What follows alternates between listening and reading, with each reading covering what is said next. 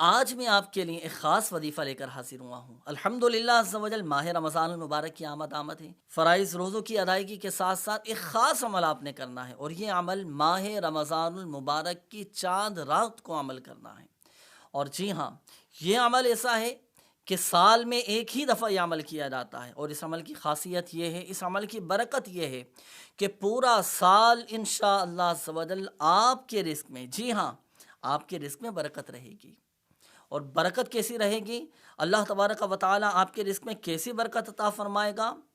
جیسے کہ پانی اونچان سے نیچان کی طرف تیزی کے ساتھ آتا ہے، یعنی اگر پہاڑ سے پانی کو بہایا جائے تو نیچے کی طرف کتنا تیزی کے ساتھ آتا ہے، اس سے زیادہ تیزی کے ساتھ آپ کے رزق میں برکت رہے گی، اور پورا سال انشاءاللہ عز و جل فراخی کے ساتھ آپ گزارنے میں کامیاب ہو جائیں گے۔ وظیفہ کیا ہے؟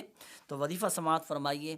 وظیفہ یہ ہے کہ جو کوئی ماہ رمضان المبارک کی چاند رات کو مغرب کی نماز ادا کرنے کے بعد 21 مرتبہ 21 21 مرتبہ سورۃ القدر، قرآن پاک کے 30ویں پارے میں سورۃ القدر ہے۔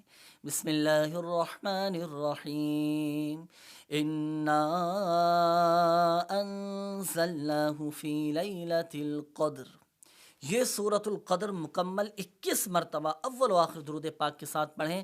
اللہ پاک کی رحمت سے انشاءاللہ عز و جل آپ کے رزق میں برکت رہے گی۔ آپ نے وظیفہ سماعت فرمایا، تو جب آپ ماہ رمضان المبارک کی چاند رات کو اس وظیفے پر عمل کرنے لگے تو چند احتیاطوں کو ضرور پیش نظر رکھیے گا۔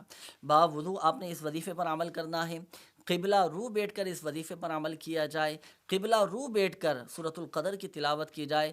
اسی طرح جب آپ اس وظیفے کو پڑھنے لگیں تو زبانی بھی پڑھا جا سکتا ہے، لیکن بہتر یہ ہے کہ قرآن پاک کھول کر، قرآن پاک ہاتھ میں لے کر پھر آپ سورۃ القدر کی تلاوت کیجئے، تو قرآن پاک دیکھنے کا بھی ثواب ملے گا، قرآن پاک چھونے کا بھی ثواب ملے گا۔ اور ایک بات اور ذہن نشین فرما لیجئے، وظیفہ شروع کرنے سے قبل صدقہ ضرور دے دیجئے گا، انشاءاللہ عز و جل اس کی بھی آپ کو خوب برکتیں حاصل ہوں گی۔